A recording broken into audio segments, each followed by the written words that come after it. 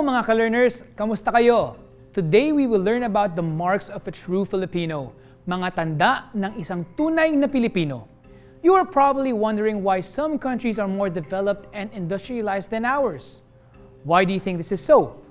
Do they have anything to do with our traits and characteristics? This lesson will identify certain Filipino traits and practices that can aid in development of our country. After this lesson, you should be able to identify some of the most common Filipino characteristics and practices, explain how these can aid in developing our country, follow the steps in making the right decisions, and be proud of your Filipino heritage. To begin, listen to this short play. Life in the Philippines. Mother. Hi, life is so difficult nowadays. I can still remember the time when life here in our country wasn't as difficult. Why is this happening? Dana. Was life much easier before? What was it like then? Mother. Oh yes, it's so hard to believe we're struggling now. Dana. Wait, Mom, listen. The radio announcer is saying exactly the same thing. Mother. Really? Turn on the volume. Radio announcer. Have you ever wondered why the Philippines is always in a state of difficulty? 20 years ago, we were one of the more developed countries here in Asia. But look at us now. We are among the most underdeveloped. According to economists, the reason why the Philippines is lagging behind other Asian countries is because of certain Filipino traits and practices. Mother. Maybe he's right. Come to think of it, our country is rich in natural resources. The Filipino people are highly intelligent and creative compared to other races. Dana. Yes, Mom. Foreigners look up to us, don't they? Mother. Of course. Notice how Filipinos can easily adjust to people in other countries. Unfortunately, this trait becomes negative at times. Look what happened to your brother. Dana. What do you mean, Mom? Mother. Because of pakikisama, your brother was wrongly influenced by his friends. It would have been okay if their influence was good. Unfortunately, that is not the case. Dana. Are you saying that pakikisama is bad? Mother. Not really, but too much of it is. Too much of anything is bad. Dana. What are the other good characteristics and practices of Filipinos? Mother. We have a lot of admirable characteristics and practices.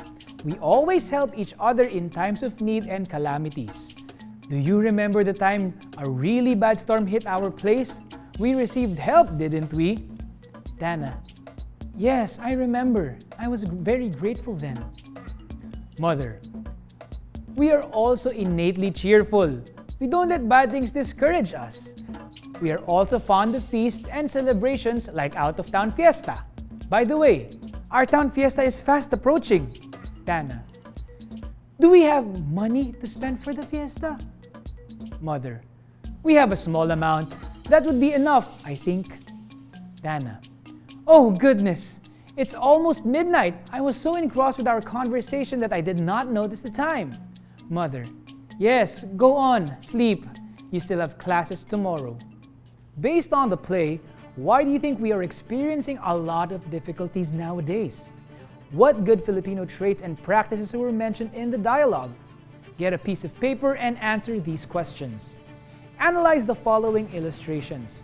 Can you identify what Filipino trait is being conveyed by each picture?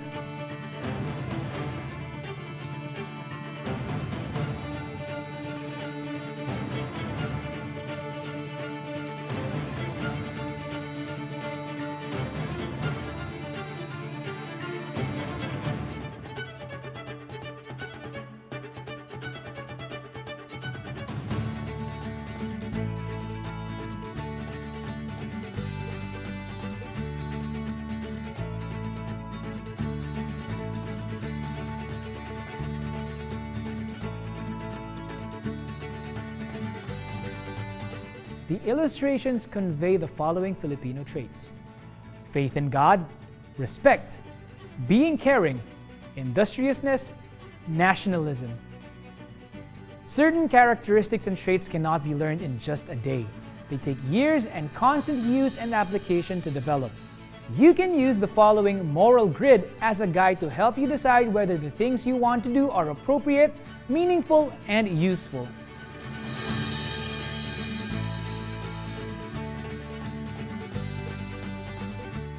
To end this lesson, I'd like you to listen to this song and understand it by heart. This is Ako Ay Pilipino, a song commissioned by former First Lady Imelda Marcos.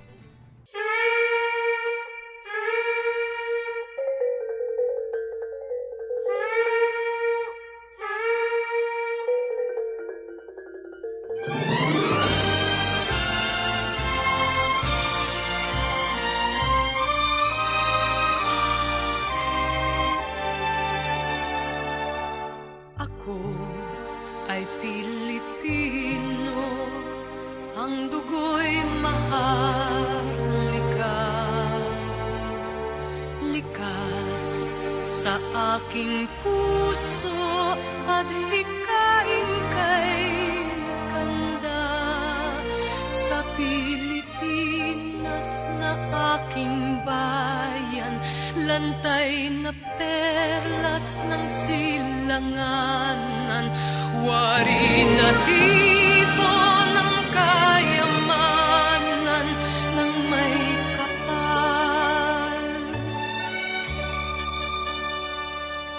Ika'y sa'king talino sa mabuti lang laan. Sa katutubo ang maging mapagmahal. Ako ay Pilipino, ako ay Pilipino, isang bansa, isang diwa ang minimithi ko.